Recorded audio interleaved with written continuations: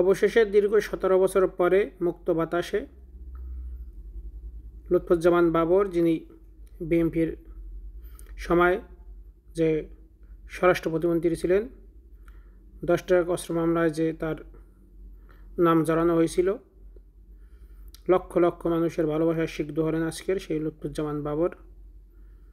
আপনারা দেখতে পারতেছেন কারাগার থেকে বেরিয়ে তিনি নেতাকর্মীদের হাত নাড়িয়ে নাড়িয়ে সম্বর্ধনা দিচ্ছেন এবং সম্বর্ধনা নিচ্ছেন, অনেকের হাত মিলাচ্ছেন। সেই লুৎফুজ্জামান বাবর যে আপনার যে ইন্ডিয়ার আতঙ্ক ছিল, 7 সিস্টারের আতঙ্ক ছিল, আপনারা নিশ্চয়ই জানেন, সেটা বাংলাদেশের সবাই জানে। আজকে দেখুন লুৎফুজ্জামান বাবর দেশটার বিক্রি করে দিয়েছিল সাবেক প্রধানমন্ত্রী।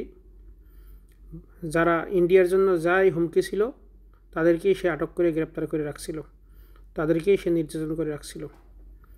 মূলত পক্ষে সাবেক প্রধানমন্ত্রী তিনি ছিলেন ইন্ডিয়ান একজন এজেন্ট হিসেবে বাংলাদেশের প্রধানমন্ত্রীর কাজ করছে।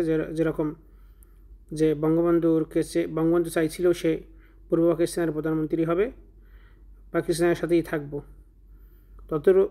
ওই সেম সিস্টেমেই সাবেক প্রধানমন্ত্রী শেখ হাসিনা, তিনি যারা ইন্ডিয়ার জন্য হুমকি, যারা কথা বলবে ইন্ডিয়াকে নিয়ে, যারা আমাদের ন্যায্য দাবি দেওয়া নিয়ে কথা বলবে, তাদেরকেই তিনি নির্যাতন বেশি করছেন।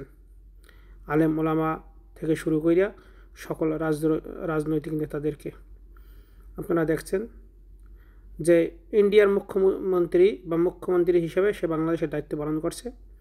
বাংলাদেশ থেকে সব কিছুই ইন্ডিয়াকে দিয়ে দিছে। এখন যে বর্ডারে যে উত্তেজনা চলছে সেটাও শেখ হাসিনার তৈরি করা। দেখুন মানুষের ভালোবাসার সিদ্ধ হয়েছে, কারণ তিনি ভারতের যে ওই হিনমনি না কি জানি বলে, যে মাহাদুর রহমান, তার বিরুদ্ধে কথা বলতো। লুৎফুজ্জামান বাবর তিনি ছিলেন ইন্ডিয়ার জন্য আতঙ্ক।